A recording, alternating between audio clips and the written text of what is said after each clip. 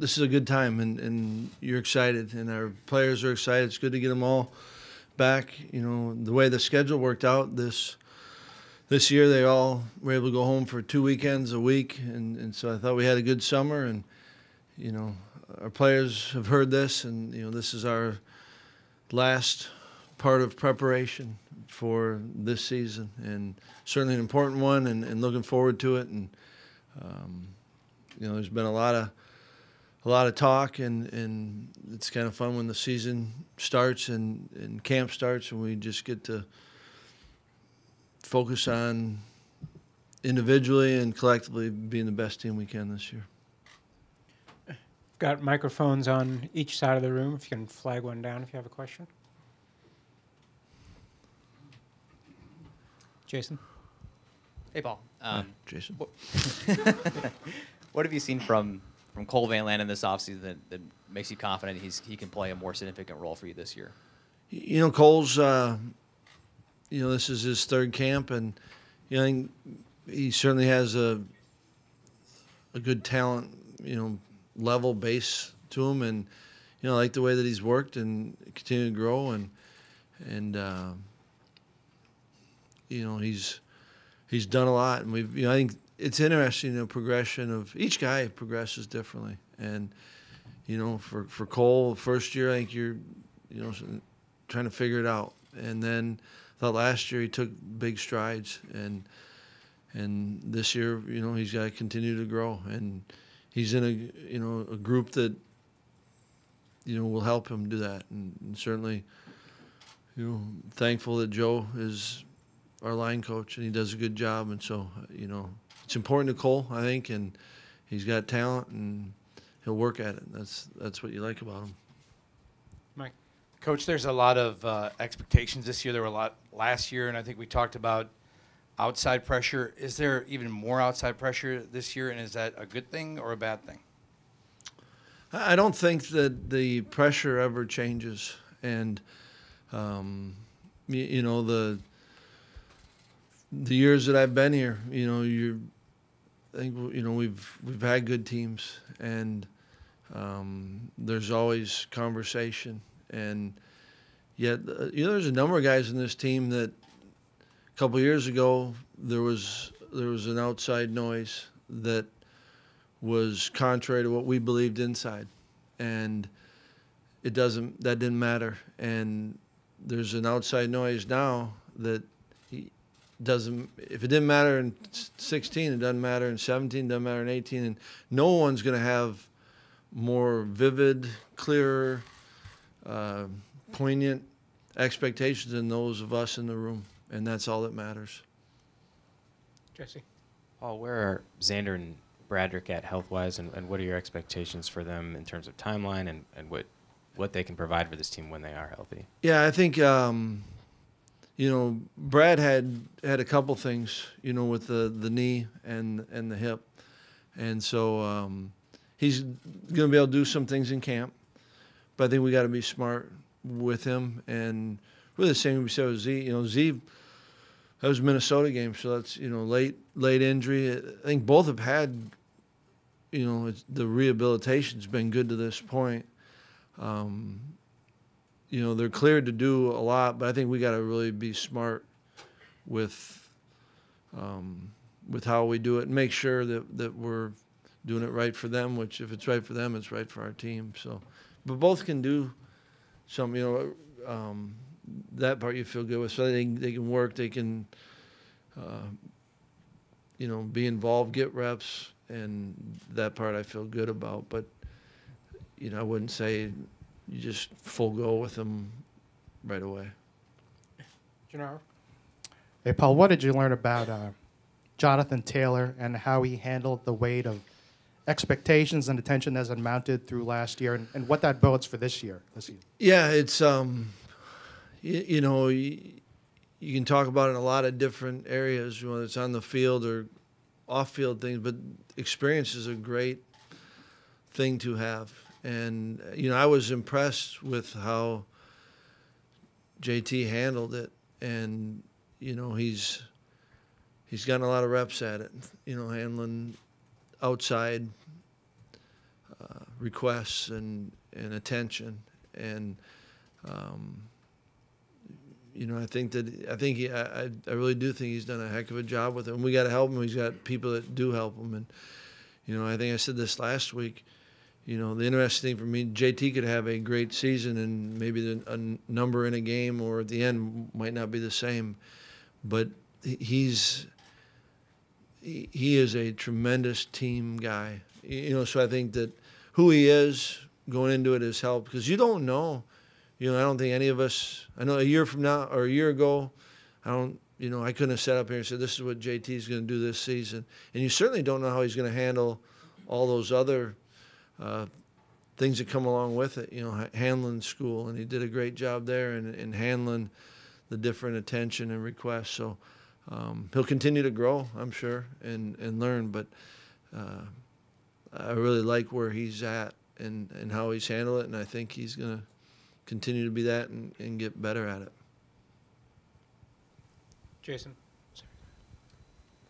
Paul, I noticed Patrick Castle wasn't on the fall camp roster. What's his status, and do you expect him to be with the team at the start of the season? Yeah, Patrick has decided to not play football, and he's going to focus on his academics. And had a really good conversation with him about it, and he was involved with a really dynamic summer program, and I think it got him in a spot where we got a conversation. He wants to focus on that, so he won't be with the team.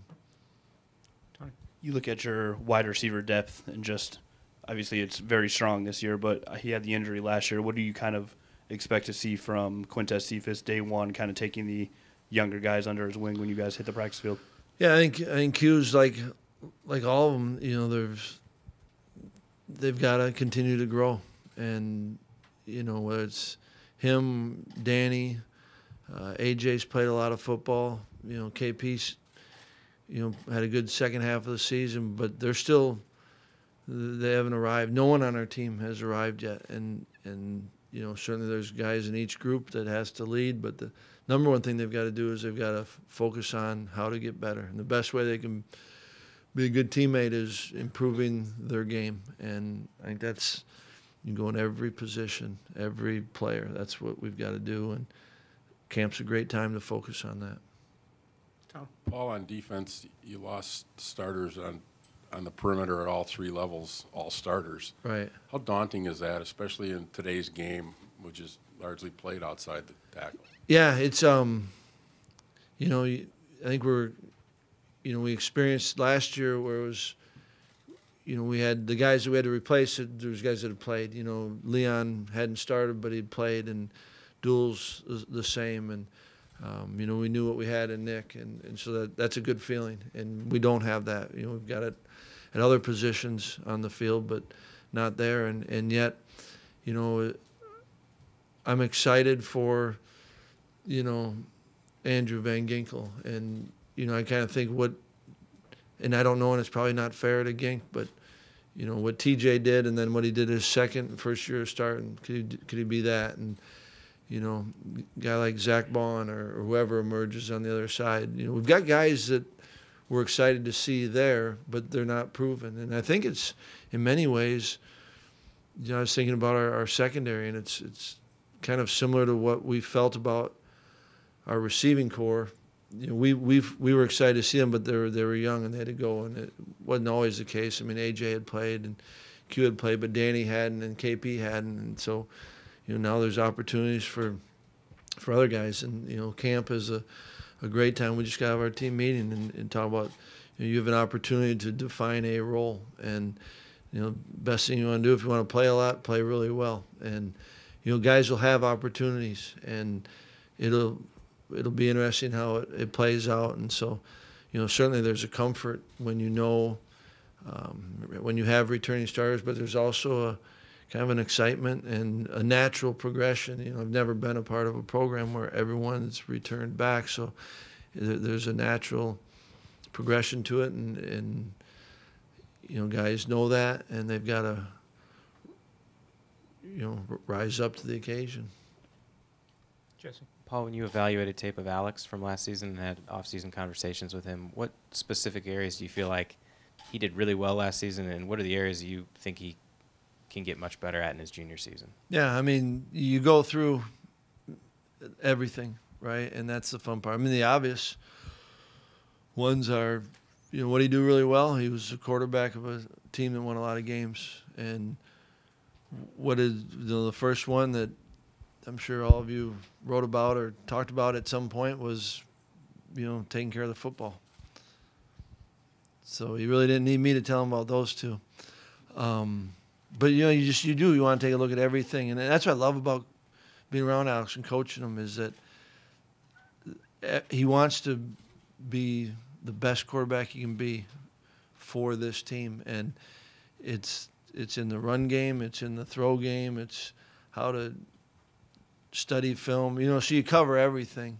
But if you say the two that he did really well and that we're going to clean up, I think those would be the lead two.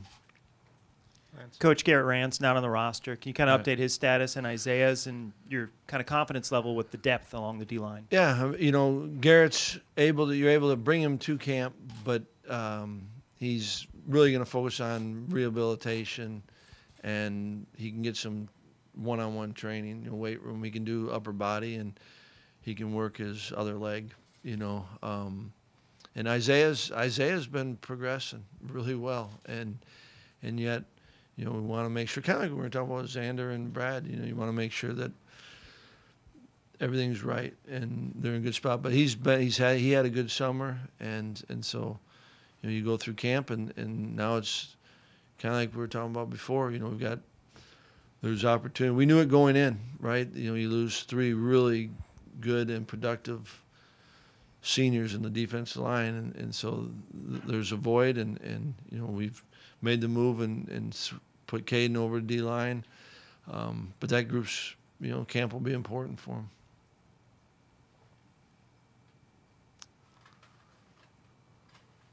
It's time. Sorry. Hey, Coach. I know it's been months since the Orange Bowl, but that excitement, that feeling, and I know you have a some new players, new team. Just can you build off that going into the season and the expectations? Is it college football playoffs or bust? No, I think that to me, the bowl games are a culmination of that season, and I think any one of us can. When you say, can you build off of, or is there momentum? I think you can have momentum and build off of your experiences. And that was certainly one. It was the most recent. I understand, I think, how, what that can do as far as conversations and all that. But, I talk about this with the players. And the best part of the game is playing. It's absolutely the best time. And these guys spend all year to get ready and play in the game. And as we've witnessed too closely, Jack Sitchy, the games, you're not even guaranteed all the games. And so you want them to enjoy those games. And if the best part of their experience is playing the game, don't worry about winning and losing, because that happens at the end. So if all you're worried about is the end, then you miss the best part. And I think it's the same thing with the season. The season, the journey of a season, the ups and downs of it, that's the best part of it. And we got to be into each day and embrace each day and do all we can each day to be our best. And at the end of it, you go. So I think that's what you focus on.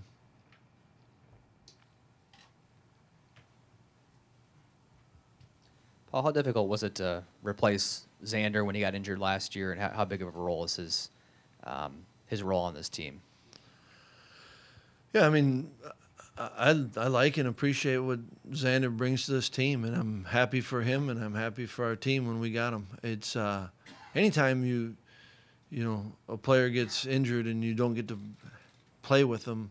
If they're playing, they're bringing value to the team. So when they don't play, you lose that, right? And you feel for the kid.